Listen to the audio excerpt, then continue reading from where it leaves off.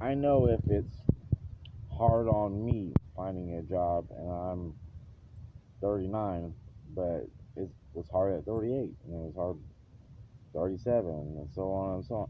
I know it's hard for older people than me, and I know it's harder for people younger than me finding a job.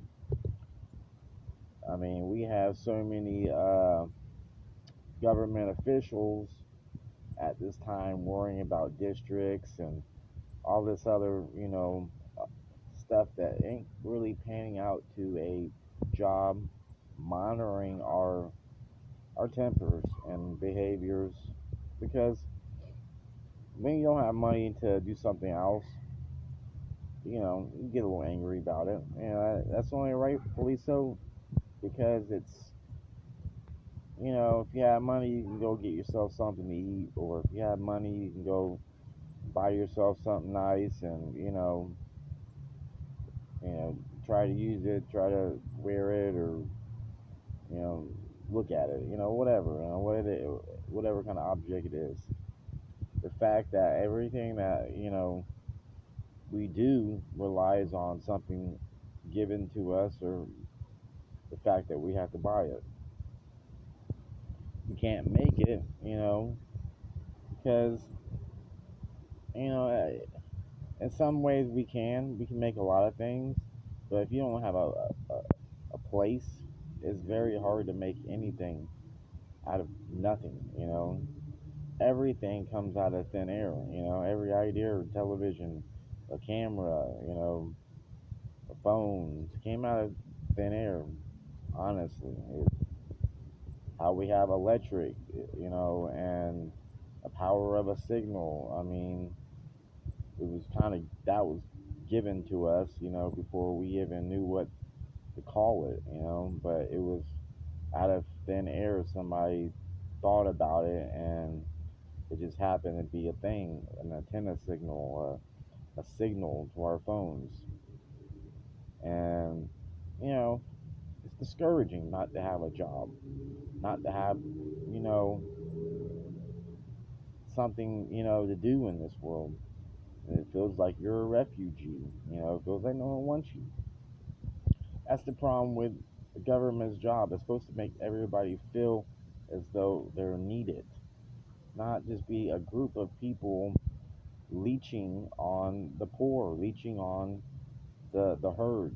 You know, a farmer knows that the herd is only good, you know, if they're able to sacrifice, you know, for the many. A hunter knows that he can't eat all the deer alone. He has to preserve it to save it, or it would be a waste. When you sacrifice your time and energy, it works the same way. You're doing it for the good of humanity. I guess that makes me a humanitarian, because the reason I do step out partially is out of stuff on my mind that needs to come out that bothers me, but I also think I'm doing this for somebody else, and what am I gonna do when everything I've done is fixed? You know, I would find more stuff to fix, I guess, or you know maybe in some way I keep rolling with the changes until I find something else to love. It's all about love to me. I think you gotta love what you do for you to do it. If you didn't love it, you wouldn't even go after it. Somebody is gonna come along and change your world. I have no questions on that, because I've had people come and try to wreck my world for the bad of things, and dumb younger version of me went to go follow. Or, when they left, I picked up on all their bad habits, and, I try to see if I can do it better or something, following is a weaker man's game. I don't think God put us on earth to follow anybody.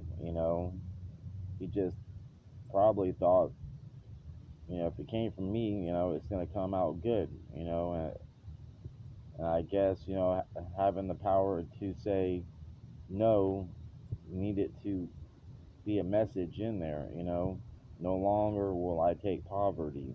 No longer will I take struggle. No longer will I be unhappy.